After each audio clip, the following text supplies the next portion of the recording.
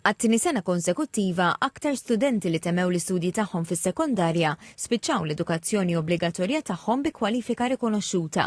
Dan kif ir-riżultati ta' Secondary School Certificate and Profile għas-sena akademika li għadha kif intemmet juru aktar progress fis-sistema edukattiva Maltija. Jirriżulta li l-azz ta' studenti li kisbu MQF livell 3 li huwa l-ogħla livell fis-sekondarja żdied b'14%. Bl-istess mod naqsu bi 23% f'perjodu ta' 3 snin l-istudenti li temmew bla ebda livell, ġifieri l-inqas livell ta' kwalifiċi. Apparti minn hekk 75% tal-istudenti tal-Year 11 kisbu kwalifika tal-qafas Malti tal-kwalifiki, żieda ta' 5.5% fuq is-sena akademika li għaddiet.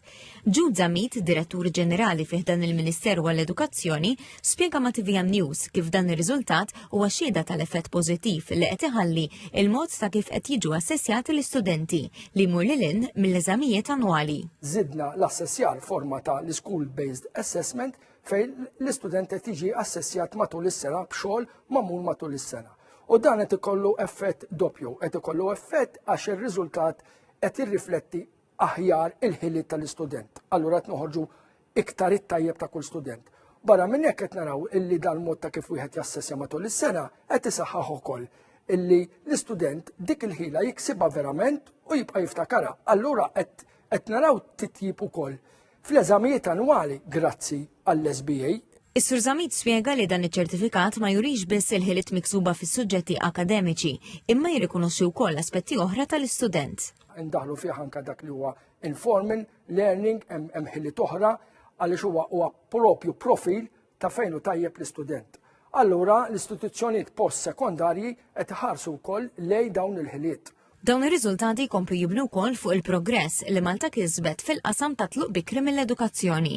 Pajjiżna reġistra l-inqas rata li qatt kellu u niżel taħt il-medja tal-Unjoni Ewropea għall-ewwel darba. Qatt ma nistgħu ngħidu wasalna u mhux se nkomplu nżidu jew intejbu, illa għaliex id-dinja qiegħda kontinwament tinbidel, id-dinja madwarna, mela aħna qed inħarsu lejn il-futur ta' dawn l-istudenti, allura kontinwament aħna insaħħu dak li qed nagħmlu tajjeb, imma nibqgħu naġġornaw is-sistema biex tibqa' tkun relevanti għall-istudenti kollha biex għada pitada meta joħorġu fid-dinja reali il-ħiliet li qed intuhom ġewwa l-iskola ikunu ħiliet li jistgħu jużaw.